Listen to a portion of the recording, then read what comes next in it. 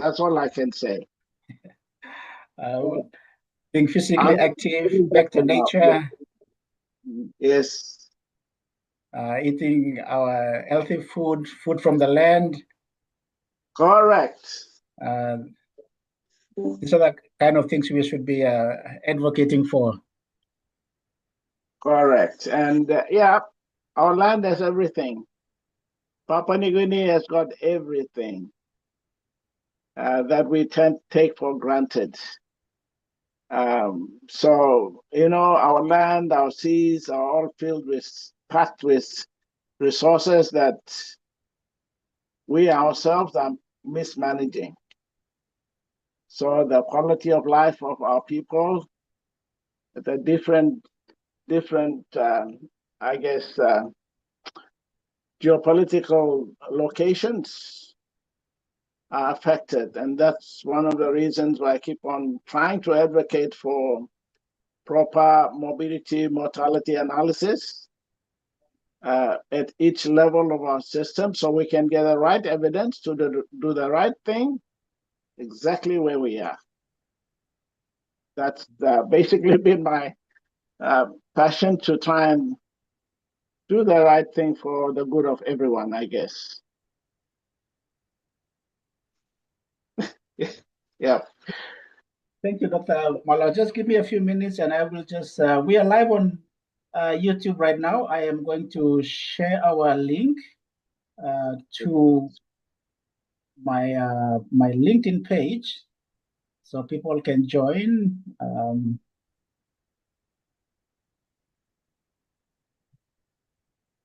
So I can just press the join part? Yes. Join with computer auto? Yeah. Yeah. Okay.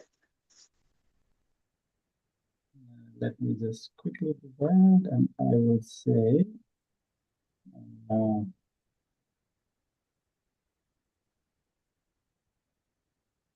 you see, this is the other thing. IT, you made it possible for some of us, the Lapuns, to know IT, to know IT a little bit more. Thank you. It's all to your credit. Some of these things are changing so fast. We just need to keep up, Let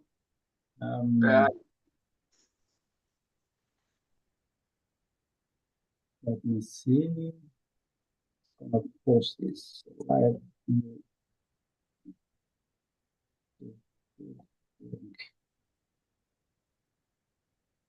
I'm hoping one doctor he posted on my LinkedIn page that he will join, so hopefully he will join. He just completed his master's in the US. He's a surgeon, a young surgeon. So he decided to pursue a public health pathway. So I wanted to hear his perspective on some of the things we'll be discussing. So hopefully he can join. No problem. So, Doctor.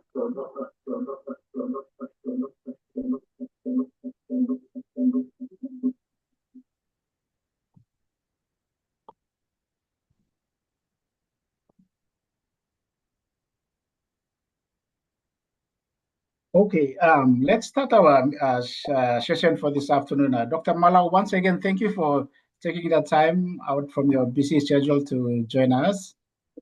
Dr. Nicole, thank you for connecting from Port Moresby. I'm sure you have a busy practice. If you're busy, just throw in your ears and you can pop in your comments or questions in the chat box, and then we'll try and discuss around those as we try and complete some of the things I have on my list. I have 4 discussion points for this afternoon, Dr. Malau, if you don't mind. And if we have time, we'll cover all, but otherwise we'll see how far we go, and then we can wrap up our conversation. I also posted the link to our WhatsApp group, the Dr. CME WhatsApp group. Hopefully some can join. I also shared to an email list to some young pathology registrars who are training, which I conduct every Sunday also. I conduct research training for them every Sunday via Zoom. They're doing the master, so just guiding them on basic research methodology, research design and descriptive statistics and things like that. So that I do that for them every Sunday. I send a link.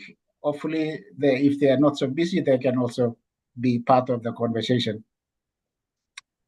Dr. Malau, I know you and I have had our introduction along a couple of months ago, and some of our conversations are posted on my YouTube page. But in case someone is new and who hasn't watched those videos, in 3 minutes, can you briefly tell us how you got into public health? Well, it's really a long story. First, most of us came from parents who were at a Stone Age stage.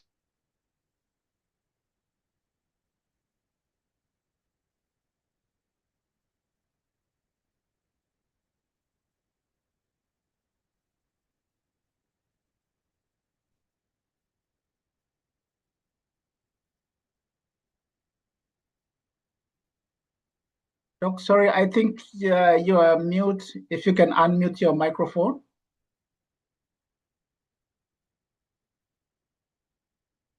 Just maybe the phone. I think it's from the phone.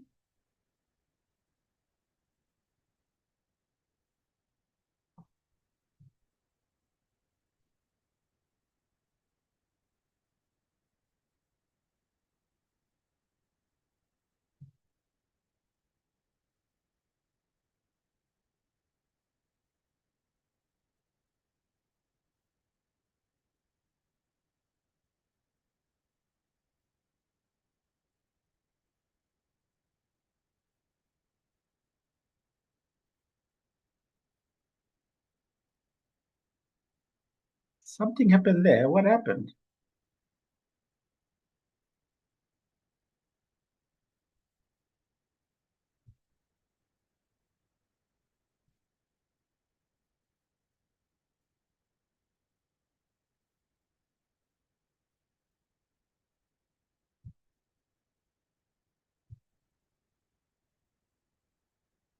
Hello?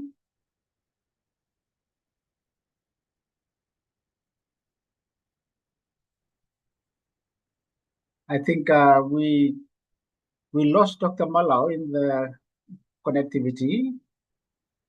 Maybe we can try and reconnect. I'm not sure. The screen is frozen, so I think there's a connectivity problem for him. So okay, so he went off. So I think we lost the connectivity. He will try and reconnect. Let me give him a few minutes.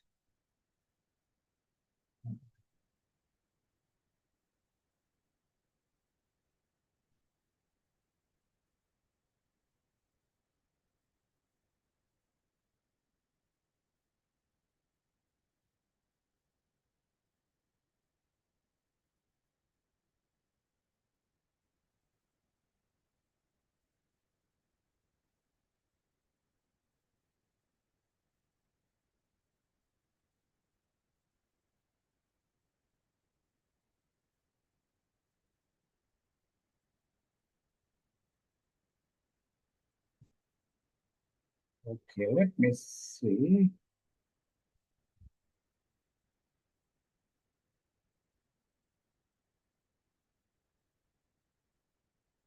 Let me send him a note on WhatsApp.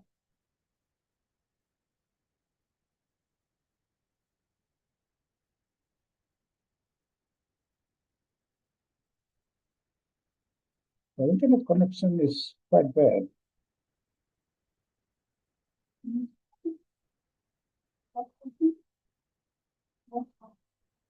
Oops. Wait.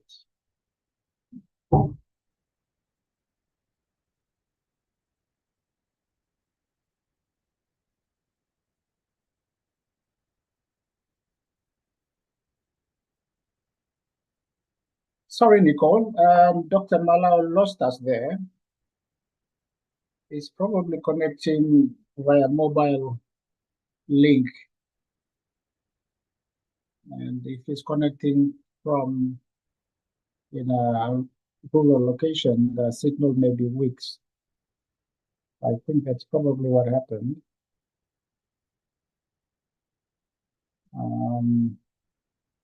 We'll give him some time for him to reconnect. And it's one of those challenges in Port Moresby PNG general. As you move out of the centers, internet connectivity becomes a problem.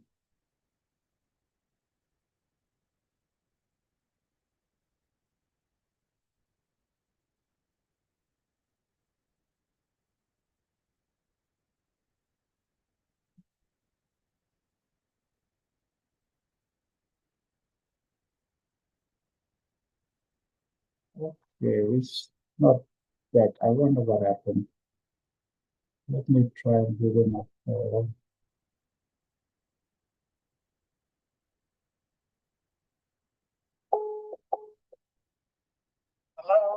Hi, Doc. Are you able to reconnect? I'm sorry. I'm trying to reconnect. Okay, all right. Looks like we got lost because of internet problems here, maybe. Oh, okay, all right. So I'll get back to maybe my email, and I'll press the launching and Yes. launch meeting button now. Yes. Okay.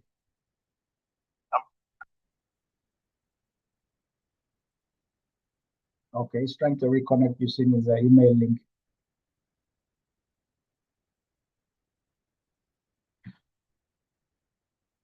Okay, we are readmitting. Let's see. Okay.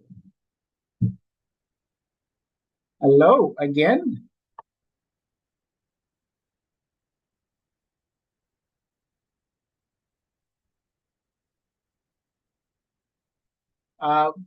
We can't.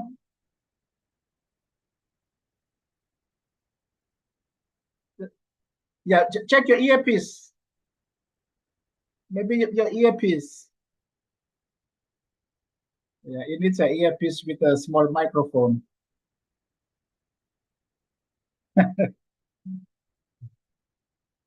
Sorry, guys, we are streaming live, but we're still having problems connecting Dr. Malau back on. And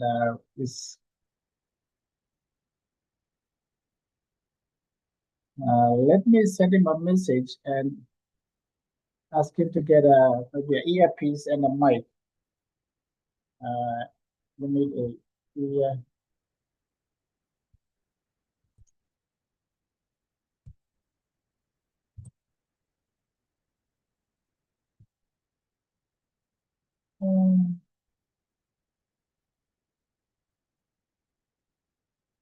Okay.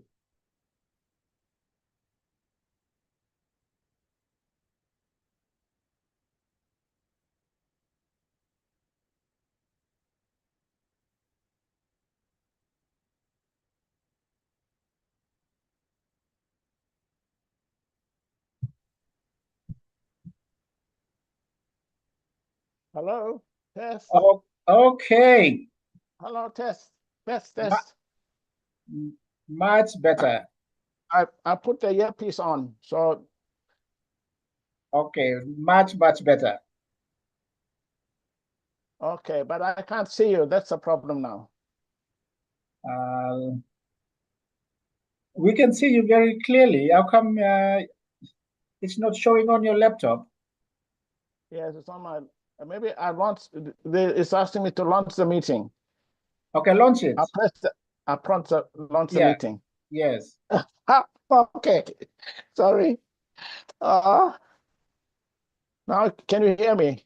We can hear you. Can you see us? Yes, I can see you, and I can hear you. Okay. We are just joined by Miss Elsie. Elsie, thank you for joining us. Elsie is there. Thank you, Madame Sandley. Right. So we are back on again live on YouTube. Sorry, folks, those who have left us but who are still with us. we're having connectivity problems. That's one of the challenges of health delivery. We need good internet. We'll get there. There is hope. There is hope. We'll get there. Okay. So yes, Dr. Malau, as you were saying, and before we got cut off, you were briefly trying to explain how you got into public health.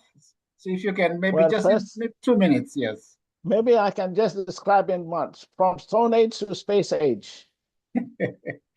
So those of us that came from Stone Age, you know what I mean. We grew up with maybe no trousers, and we came up to be who we are through the kind help of so many people that helped us. Our parents, who knew nothing, but were able to give us the courage to do the things that we want to do in life.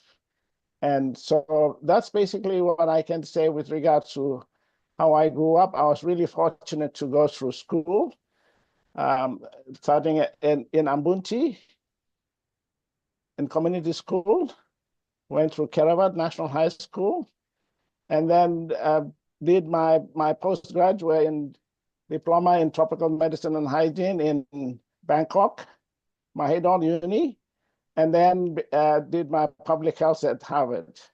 I was really fortunate to have done all those in my life, and I obviously you all know where I've been.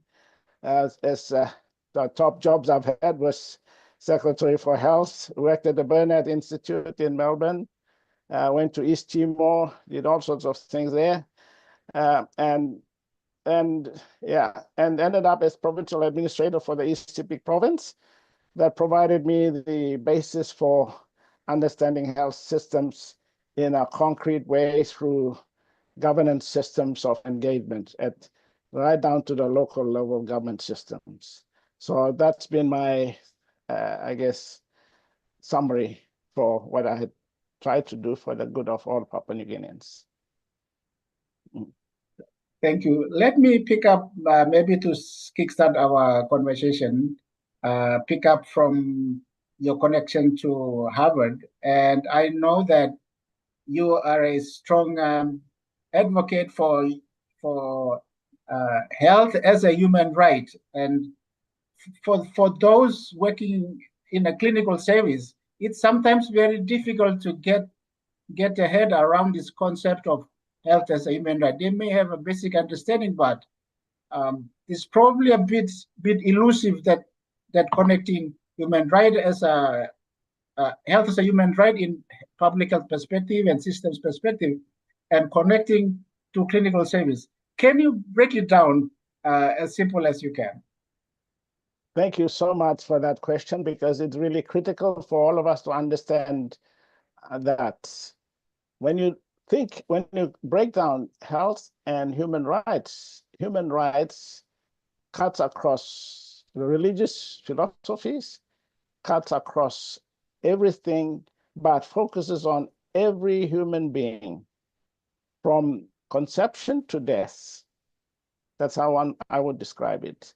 From conception to death, meaning as a public health official, at least I was trained by people like Jonathan Mann, the late Jonathan Mann, and so many, I guess, Harvard advocates. And now, obviously, you've now seen so many other things now happening to Harvard by Donald Trump and all that. But Harvard gave me the basis to look at equity in a comprehensive manner. Equity meaning from conception to death, all children born and unborn, right down to aging and death. So all parameters in public health we should consider seriously. So that's the main reason I may have mentioned earlier that I've been advocating, or at least trying to express myself, to look critically at morbidity and mortality, illness and death. So when you capture that, you come across with all your objective as a clinician.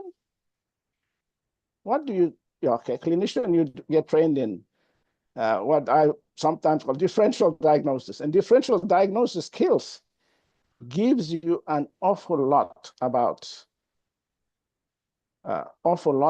what one must do to be a real public health official, taking care of all clinical conditions as well as all the public health prevention measures that we need to do.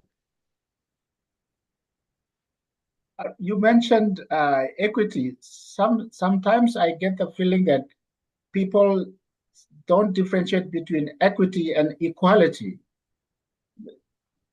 And from a systems perspective, can you kind of, how does it look like for someone who is working, differentiating equity and equality? Okay, equality. I think equality is a basic principle of both of them are basic principles of human rights as well. So when you think of it, equality is you're trying to be equal with others, equality. And equity, you share the benefits to everyone, making sure that everyone is sharing whatever your skills are, whatever your knowledge is, in an equitable manner, so that they all benefit or have the opportunity to benefit equally. That's equity.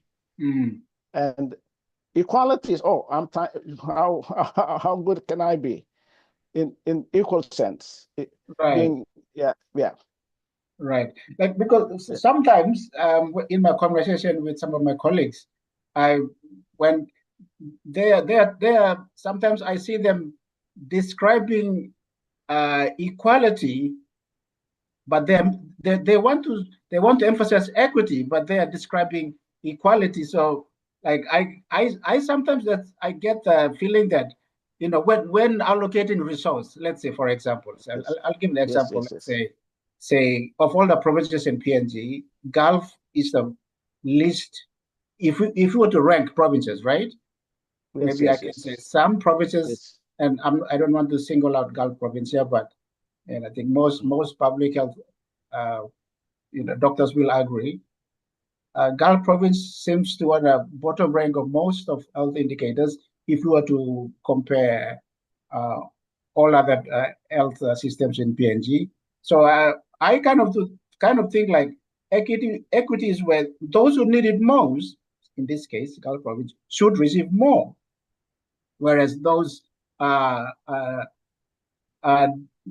of a little bit above, maybe they shouldn't receive as much, but they get their fair share.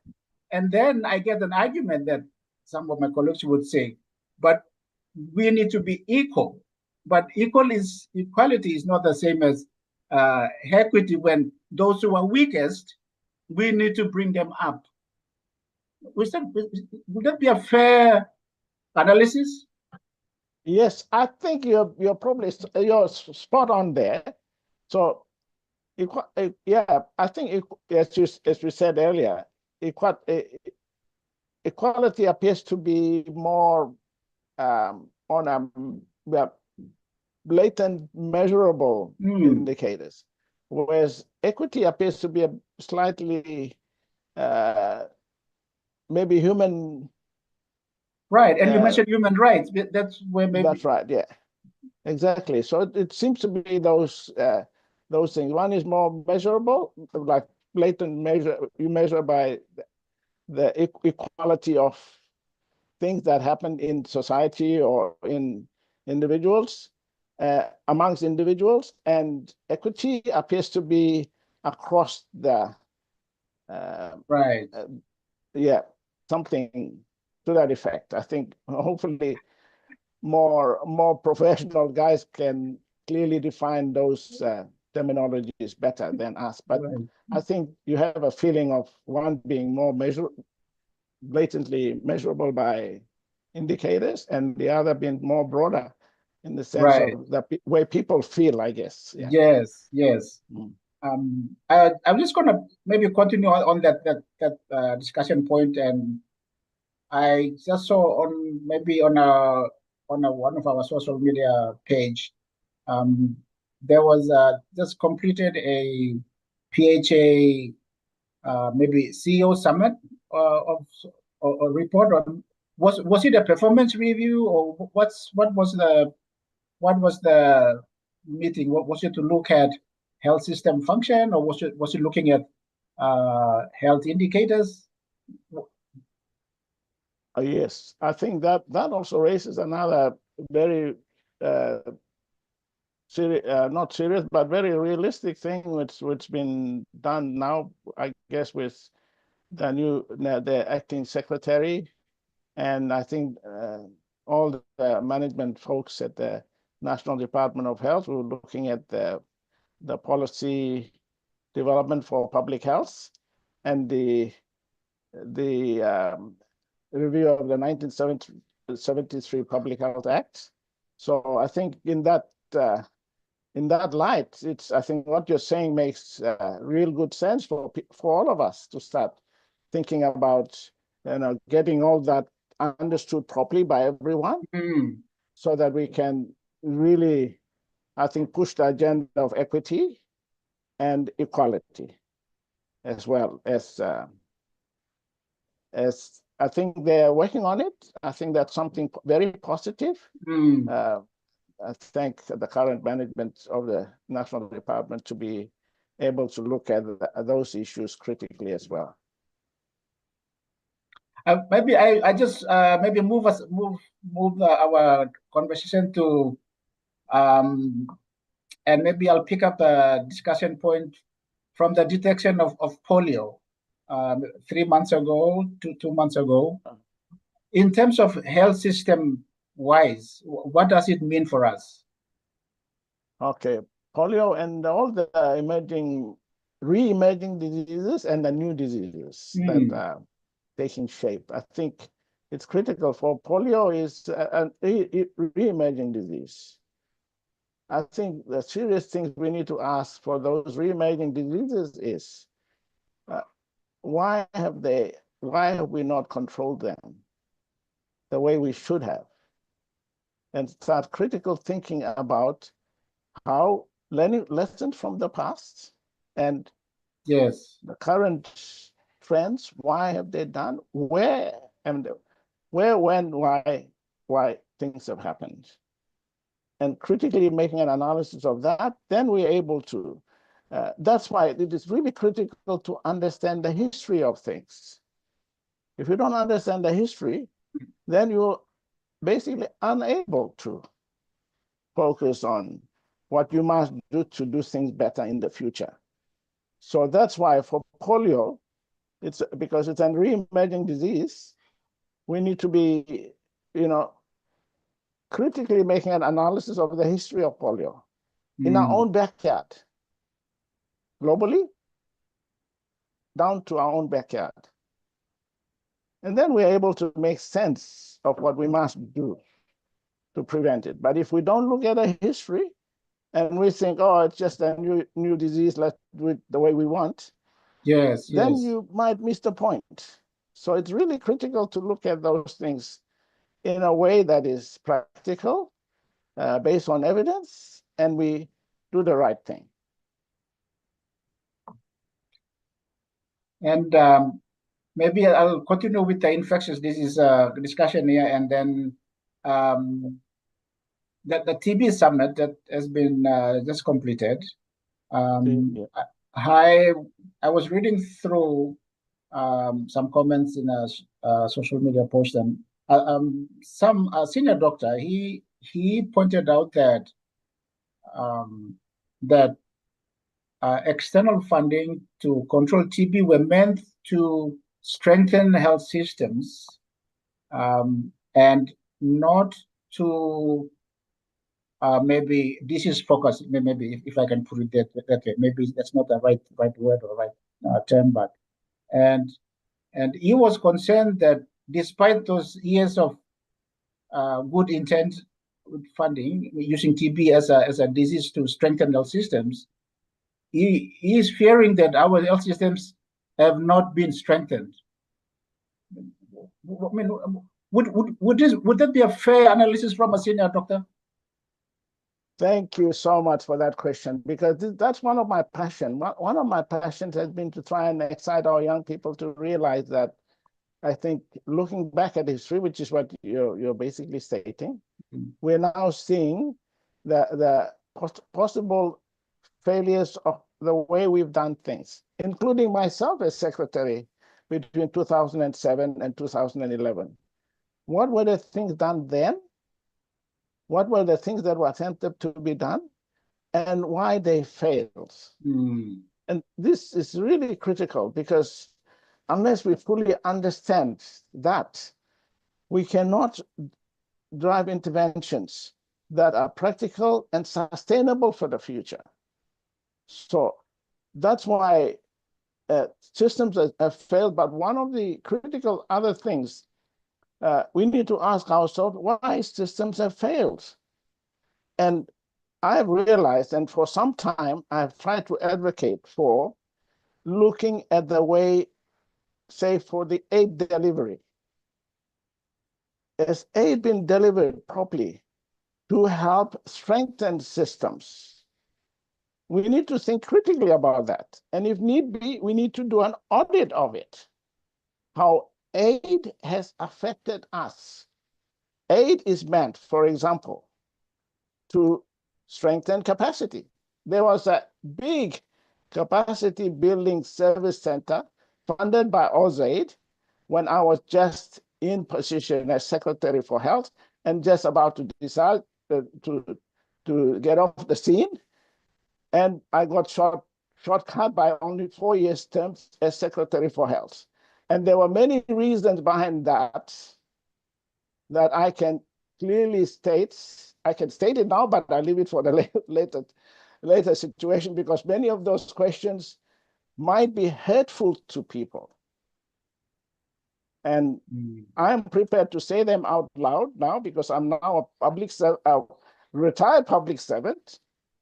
If need be, I will say them out. Because the aid systems need to be reviewed. They need to be properly analyzed, whether they have actually provided capacity to the core Department of Health or not, or are we creating parallel systems that actually affect us or has affected us negatively for the future. So if we have true strengthening of systems, which is one of the core pillars that I worked on as Secretary for Health, we did the National Health Plan based on that, hoping that we will not have fragmented systems that will negatively affect our core systems of governance and monitoring, evaluation, all these sort of things. So that's what I'd say now, that please let's review our aid delivery systems as per the Paris Declaration. If people have forgotten that, I would really urge people to look at the Paris Declaration on aid effectiveness and harmonization. If we did that, I think we will have a brighter future for our country. I was just pulling out a health systems review. This was done, I think, when I think Dr. Paisen Dakulala, late Paisen Dakulala, was acting secretary at that time. Yes, yeah.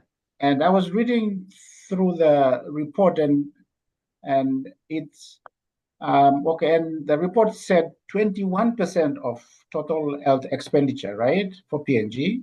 It's donor funded, and the report gave a list of which donor agencies were funding, and one of the key thing it mentioned was, or at least challenging areas it mentioned was poor linkage between planning and budgeting, and low execution of development budget, and it also said urban hospitals are heavily funded rather than rural health services, and weak financial tracking and auditing systems at sub-national levels.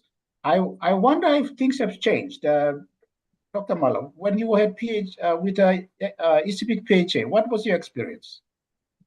Well, one of the key things we did was do the National Health Service standards, and it was done. That was one of the core things in the 2007, 2011 National Health Plan. And the National Health Service standards, thanks to late Dr. Goa Tao, who led that process for us. He basically did those standards in a way that there were 7 at that time, and now I gather there's 6, so that all those standards would be applied. And those standards were basically to ensure that each level facility were clearly demarcated on the standards of practice at that level. The community health post concept was created as part of that. And if we did the proper, we actually noted that there were about 17 different cadres of workers in the health system. I went and saw Mr. Carley at that time, was Secretary for Health, and then asked him, you know how many cadres of workers that we have? No, they had only classes. That's administration at class 1, class 2, and then you went up to be level 1, level 2 as the seniority of the public service. So what I realized was those cadres of workers need to be clearly defined based on their terms of references, so that those terms of references at each level of facility would give the workload and the scope of work for that person to do at each facility level. Then obviously this will add into like community health posts would have focus on that was clearly defined, because that's one of the things that I worked on, very focused on it, because we said that's community health will have a child health focus, maternal health focus, and public health focus. So you'll find those 2 crosses, that's 4 a cross design. One of each arm of those will be those 3: maternal health, child health, and public health, and the other would be administrative. So, and luckily we also designed it like PNG being a Christian country, is cross-based. So you'll see all the community health posts with their crosses there. So if you add all those up, you'll find that even the money for human resource is done. The function of a human resource person is done clearly. And then budgeting for in the long term will be much, much easier. The national budget would be clearly defined. Whereas sadly, I've seen now, I won't say any specific province, but there are hospitals being built out of the norm. Some hospitals being built like specialist hospitals, yes, or super specialist hospitals, and others not. So one is now worried about how you will fund this. Will we have a super specialist hospital in 3 provincial hospitals? How would you fund them? If everything is done properly, how will the budget be aligned to what you want to do at the national, provincial, and local level? So there's so many complicated things which we try to do in the 2011-2020 National Health Plan. As for the history of it, I'm not sure whether that has been reviewed properly before the current National Health Plan, whether even the community, the PHA process, the PHA, Provincial Health Authorities, coming up repeatedly as a major, with so many, I guess, so many challenges there. Very complex. I can't even understand that myself. But there were very basic things given for that one. The community health post, Provincial Health Authority was created for one basic purpose: make sure that we, at that time, we had provincial hospitals with CAOs that were running the hospitals, but there was no link with the hospital and the rural health. So the PHA function, thanks to Sir Peter Bata, he was the man behind this creation of the Provincial Health Authority. People might think it's gone different ways, but we need to review that process as well. Mm-hmm. But the main function was for the PHA to be created to ensure rural health services were delivered. Because at that time, it was just focused on clinical services at the hospital. So the PHA function, from my understanding at that time, was for it to ensure it delivered services to the rest of the country from the province, sorry, not to the rest of the province. So the PHA was to facilitate service delivery to the majority of the people. Hence, we had that slogan of ensuring services are given to the people where they are at the local level.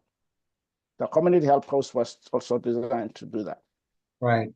So, Doc, the current national health plan, is it the one that extends to 2030? Is it the one, the new? Yeah, 2023, I think. Yeah.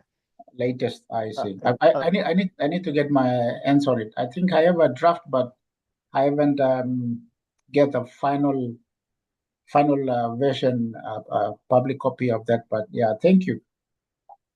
So the original vision of the PHA system was to have an entity that connects clinical services, which is based at hospitals, to a community level service, which is at the time eight post or sub-health center or district hospital, and now under the new vision was something, the concept of a community health post where you have an integrated service under this one umbrella building. This is my own personal opinion and review. I mean, people can criticize me for this, so I'm going to stick my neck out. No worries. Let's do that. It's good for everyone. Thank you. I am going to say the PHA system is the way I'm looking at it, and I've read some report, that particular report in which Dr. Malau was an author, that health systems review for PNG, and from what he was saying, and several other like publications that people have reviewed what we are doing and published those. The growth of this PHA is hospital concentrated, and I have to say, and I'm not saying it's bad, but I'm just saying this organism is growing, and all the resources have been fed into it, and the peripheries are being starved, right? And it's supposed to be like an octopus with tentacles, going up to the periphery, and this nutrients running from the central organ and feeding the periphery with money and resources and training and whatever so that the service is at the level where someone just leaves their house, walks a few distance, or gets a 1 kina bus fare and goes to a clinic, and the service is there.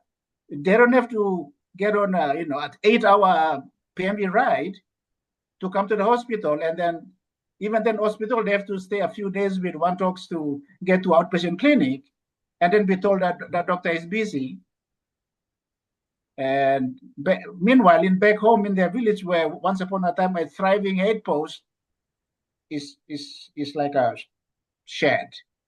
I mean, this is the vision I'm getting, and what I'm seeing being discussed, and I just feel that we just lost that vision that now you articulated well, and from what I read and from those reports. Spot on. I think I fully agree with you. That's what I'm seeing as well. I was provincial administrator as well at the ECP province, and I realized, the first thing I realized was purchase of cars.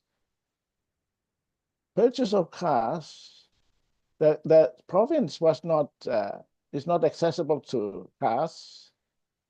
Majority of our rural communities are on the river system.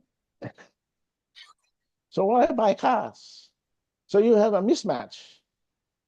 And then where the cars go, you start asking about how you manage the cars. Do they actually go for medical evacuations?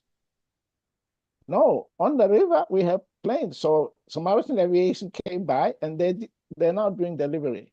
Well, at least some service delivery on the river. So is the financing properly planned? So one starts asking questions as well. So given the broad question about the PHAs, and you're perfectly correct on that, I think, because we need to, and I'm so thankful to express this on air. So it's not to make, like me fighting Barroso or whatever, no.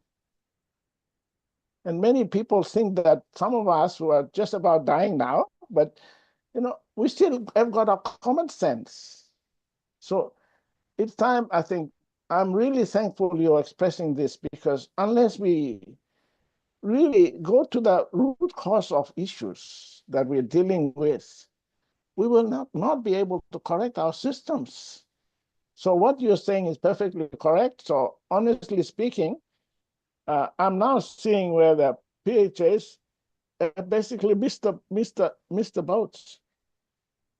They're not doing what the core business was, to make sure service delivery, both repatriation of patients, everything is focused on at each level. So right now, sadly in the CIPIC, I'm saying purely in the CIPIC because I'm at home now doing my land mobilization work, and even patients in Ambunchi, they go by themselves down the river. I had to repatriate people myself. So I get them on my car, take them up to WeWac, and they stay with their one talks, and then they go off to the hospital. Mm-hmm. So the basic principle of the PHA was to cut off too much reliance at the clinical level to make service delivery possible to everyone out there. So equity is created, equal distribution of resources is done. So we're able to do the right thing for the good of everyone. We need to do that. If we don't talk about it now, I'm so grateful you raised it, because yes, we need to talk about things that are of burden to all our people, from conception to death. Let's focus on those things, please. Whoever is listening, Nicole, you are still listening. Thank you. We need to do those. Even, Brooklyn Boost too, but Brooklyn Boost for the right reason. Doc, thank you.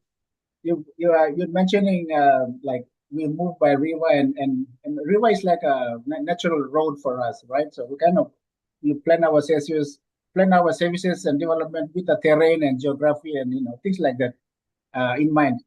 And it reminds me of a conversation I had when I was studying in Japan a few years ago, and I was having a conversation with a Japanese friend. I met some Japanese friends, and he was asking me, so how do you move from?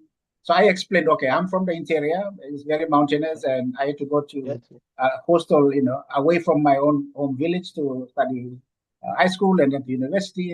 And he said, how did you go? I said, I took a plane, by a plane. And then he said, don't you have roads? Like he said, it's easier. Is it not easier to go by road?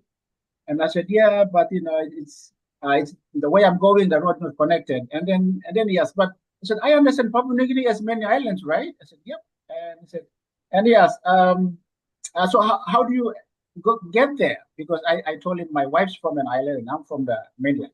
I said, how do you go to your wife's place? I said, oh, we go by plane. And he said, what? I said, and this was his exact comment. He said, what? You are an island country. You should have, don't you have a ferry service? Huh? Well, I think what you're describing is another thing. Our diversity is not fully understood and captured Right. by even the people that give us money, the aid providers. They don't fully understand us, I don't and think so. we don't understand each other. So, but there's some value in that. Like if you look at nature, our diversity has got so many things. Our assets are enormous.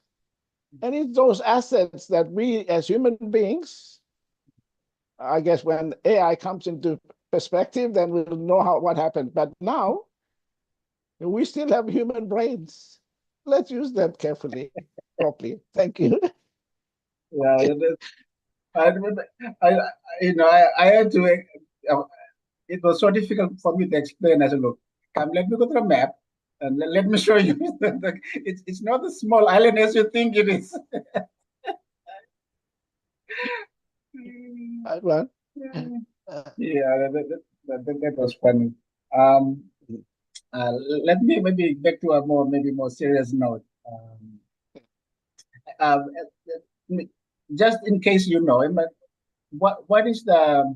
And this is also for my own knowledge. I don't know what the figure is. Um, on average, how much does it cost to? What's the annual budget for a PHA like right now in PNG of a PHA? oh, that I missed track of that. I can't say any. I think it's better we get proper evidence, folks, to do that. But I can say in general terms, but I don't think the evidence is correct. That's all I can say. I don't think the evidence is correct to do all those things that we discussed earlier. There's some of them to do the right, like the burden of disease for TB. Yeah. Do we fully understand the burden of disease, where it is? Is it prevention or is this cure? What intervention needs to be made in which places? Unless we understand that, I think we won't be able to budget clearly for each of the disease burdens that we have. So there is one burden of disease that I am passionate about, and I really see that very clearly: mental health. We've not really thought about mental health properly. That's something that it's all it links to violence. It links to everything. Violence, the root cause of violence, obviously, like gender-based violence has been hitting the headlines. How much does it cost? Nobody knows these things unless we know what it costs and how much it's costing the system. We won't. In fact, we still cannot derive or establish a national budget for health that is evidence-based. I think that's all I can say with regards to financing of the health system. It's very difficult to properly, I guess, properly cost out all the different burdens of disease that we have. And that's why this morbidity mortality analysis would give us some idea of what is happening. Malaria is not so much in the highlands, in the coast. And now it's increasing in the highlands because of the global warming. So all these sort of factors need to be tied together so one has a clear picture of budgeting for each district and province and district. Yeah. Yeah, I think like you're touching on something that I sometimes try to. I mean, I've been an advocate for since maybe I started doing postgraduate training, and even now, and with the young doctors that I train, or I mean not train, but I coach every Sunday. In fact, after our session, I'll get an hour's break, and then I'll start with them.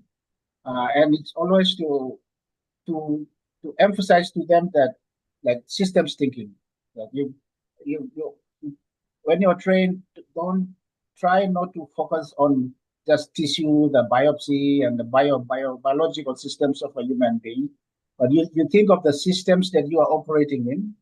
And for us, for those young doctors, um, they have the greatest challenge for them in trying to connect all those data points and to build an evidence for the profession and for the practice of pathology is information. The information systems is still not to the level where it will create, or it will allow us to start doing analysis that will build us the evidence to tell us where we are at, what we are doing well, what we are not doing well. Okay, this particular test, how much is costing us a month? How many people are using it? And how can we project? I mean, and that will affect supply chain, and then all those things. I said, guys, you guys are on your microscope, but and then when something runs out, you said, oh, what happened? We don't have these reagents. But because we are not thinking systems, and not connecting from a lab system to the other system that's making your work function, and that will allow this evidence, as you pointed out, and when doing their own research, they struggle with data, and I said that's because we don't have laboratory information system, we don't have a cancer registry, we don't have information that will connect us to the province. That between you to communicate to the doctor sending a biopsy, you have an integrated system that connects all the clinical and biodata and demography and all those things. Yep. That's right. I usually talk about Nicole is back. Yeah. So what? Let's see what. I always talk about differential diagnosis as one of those key things that we doctors learn about systems management. I think the differential diagnosis, like fever. What's the cause of fever?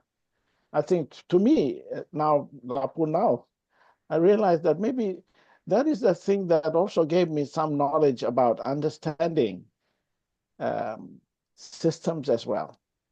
I keep on sharing this with Dr. Chala, my best friend, who is now the CEO of the Paradise Hospital there. I said, look, I think maybe because of that, you see, I'm so happy with both of these guys who are my schoolmates now in Paradise. Their management system, they're doing it based on many of the things that we learned in school. And one of the key things I learned was differential diagnosis and fever. They told us fever, but what is the cause of fever? So you start analyzing, oh, is it typhoid? Is it this? Or is it malaria? So you start going to the basis until you find the true cause of that fever. So for any manager, doctors particularly, you look through that, and then you realize those are the things that give you the basis for managing. So when you come up and then you treat, and the outcome is treatment complete, that's it. So you measure the outcome of a patient by just asking all those different questions. So be open-minded enough to ask all the questions about health systems, and then you go through them one by one, tick the boxes and say, okay, this is what's happening here, and then this is what we might do or what we will do in order to make an impact. Reduction of morbidity, mortality of sickness and death in the country. Sorry, that's it. It's all right. Nicole, do you have any questions or comments for Dr. Malau? If you are busy, you can just put in the chat box, or you can ask him directly. Let's give him a few minutes. Maybe she's. Yes. Can you hear me? Yes, yes, Nicole. Thank you. So I think I found this session which you both very educational.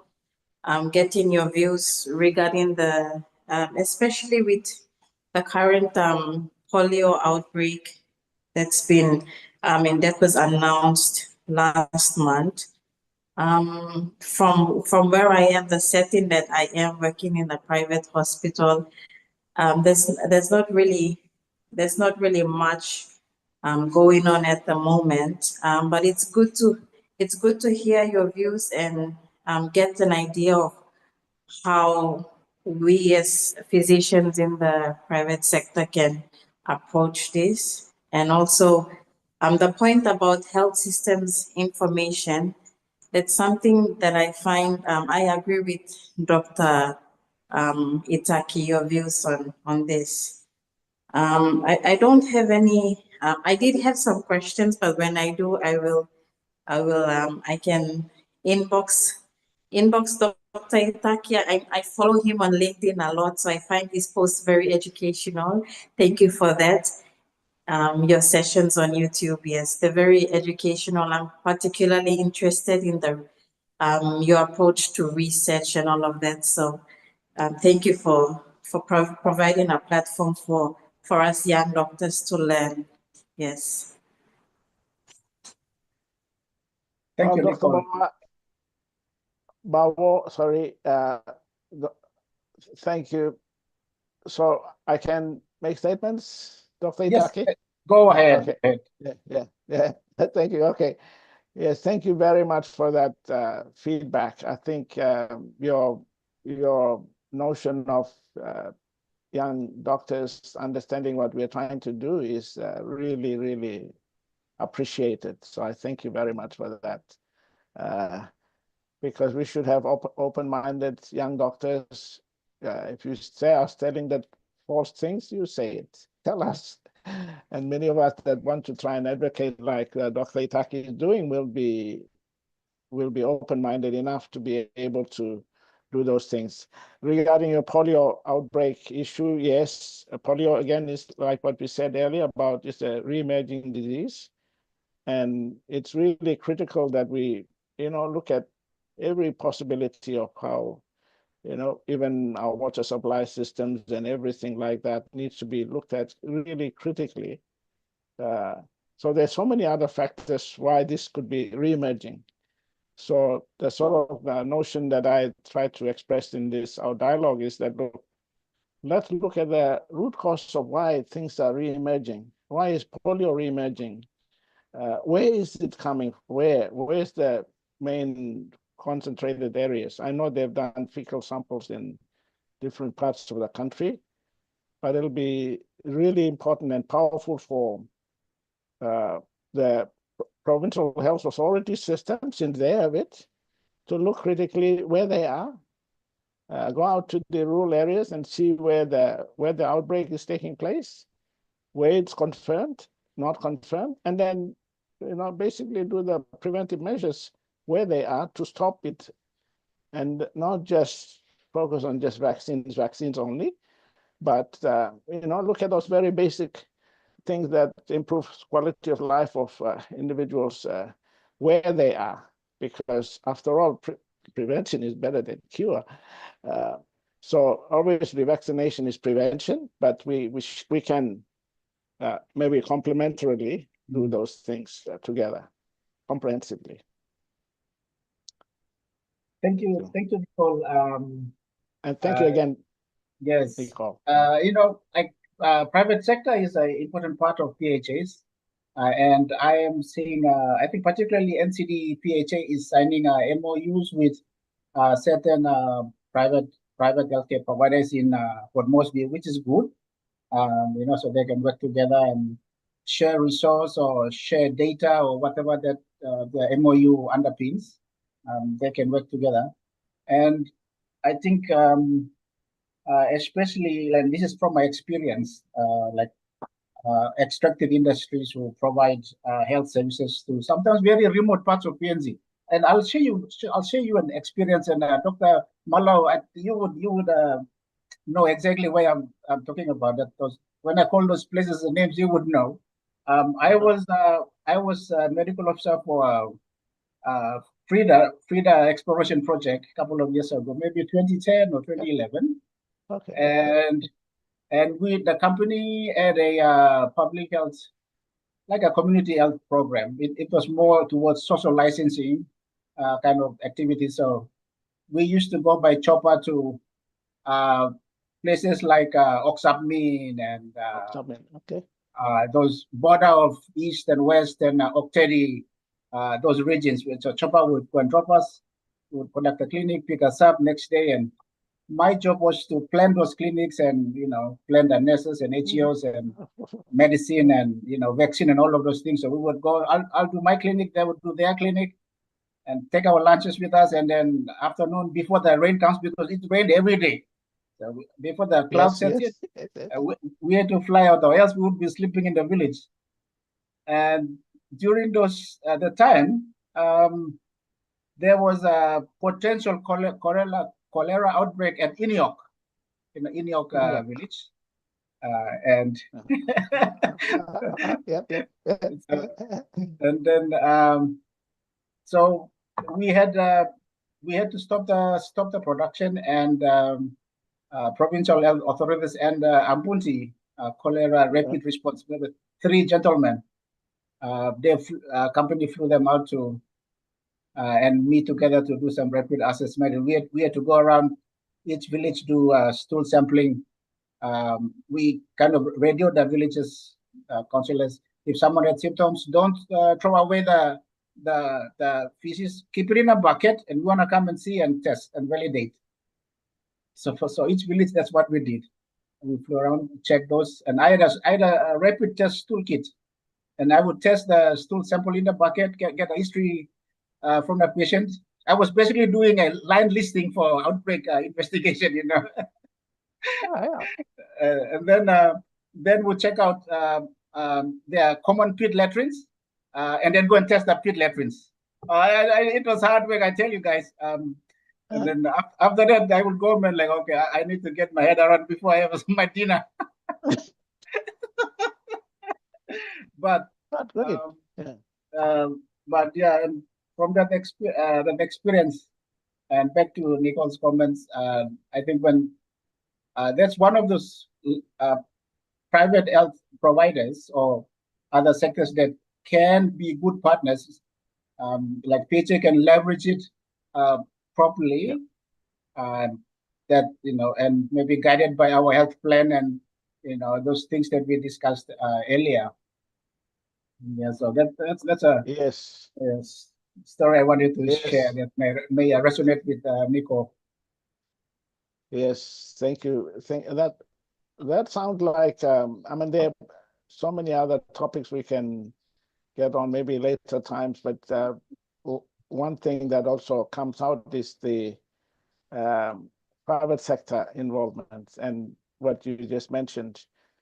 There are 2 things to that. I think one, I've been, I guess, quite a number of legal things that we need to look at. Patenting rights of patenting of what we have, what we own, is critical for our nation building, and how we interact with multinational minds and multinational corporations, including the big pharma industry. So those are things that I don't think we've discussed much, but how our resources, we are a country, an island of gold and copper, and everything's floating on a sea of oil and gas. When you think of that scenario, and when you think of poverty on the streets in Port Moresby, I'm now seeing young children begging for money. It breaks my heart.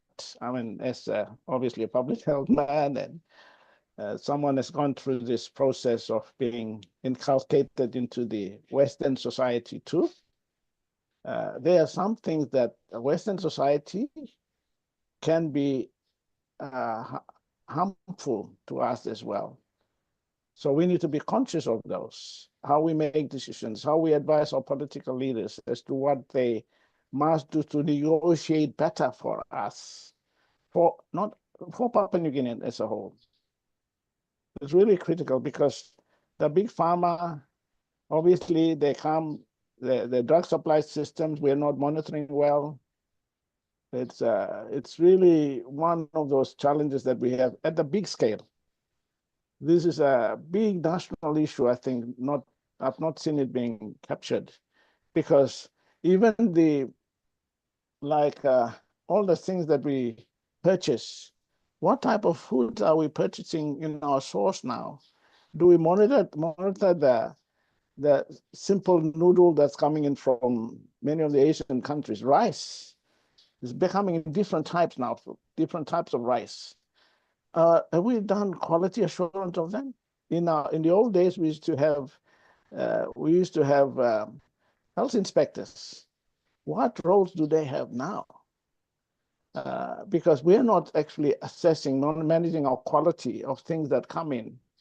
Particularly, priority should be given to what we eat and what we are medicated with. Are we confident of those things? So this is where the private sector links very closely with us. And one of the things that I've been very enlightened by is the work of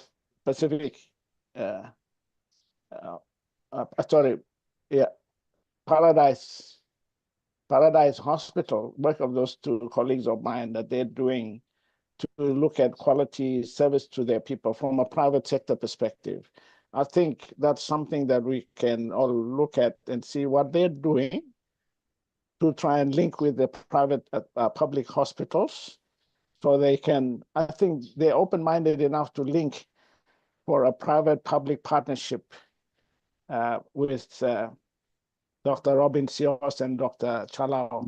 There, they can link very well. They're very open-minded people, how to link the private and public health sector properly. So at the global level, you have a clear, well-articulated and PNG made, based on the national constitution. It's nothing fluke, the PNG way. And you hardly see that translated into either public health practice or the PNG way, the way we do things in health systems, because we are a complex society. There's no country like Papua New Guinea. So how we do public health needs to be determined by the PNG way. I think, anyhow, we can go for ages on this, but let's cut it short there. Thank you. No. Well, looks like as we're coming to land the plane, and just gonna tie back our conversation and close this loop, and back to our initial point of health is human rights. And I think for us as health practitioners, public health practitioners, we think that everyone has a right to basic health, and that means we must do everything we can in our power to make that happen, and underpinned by equity, I mean equal resource, and especially to those the marginalized and the most vulnerable. We have to have a focal attention to them, and also an equal, fair distribution of resource financing as underpinned by our constitution, and as Dr. Malau always advocate, the PNG way. We have to find our own unique blend and identity in global health and global health practice. So once again, Dr. Malau, thank you for joining. It's always a pleasure talking to you. Again, I will try and make this once a month, Zoom and YouTube. And Nicole, thank you for joining. I have another session at 3 o'clock specifically for research training. If you have time, you can join at 3 o'clock. Thank you. Doing a research mentoring with pathology registrars at PMGH, going through the ML projects at 3 o'clock. Inbox me on LinkedIn if you want the link. I'll send you. Thank you. No, Dr. Clement, final words, and then we'll put the plane into the tarmac. On the sky. Thank you so much. And I want to thank Dr. Nicole Bao for her presence and for the usefulness that you have. I really personally want to thank you for your attending to our discussions faithfully and standing by what we're saying. And, I only encourage you to, say what you must say, and obviously do what you must do for the good of all of us. But Dr. Itaki, thank you very much for the opportunity again. I think we can continue this as a way of us trying to say the right thing. That's all. I think what I'll try and do is just express my thoughts, my experiences, and that's all I'll do in future interactions as well. So I thank you very much again for this, again, another outstanding way of discussion that we've had. Hopefully it brought some smiles to our listeners. Thank you so much indeed. Thank you. Have a great week. Thank you. Dr. Clement, Nicole, and God bless. Bye for now.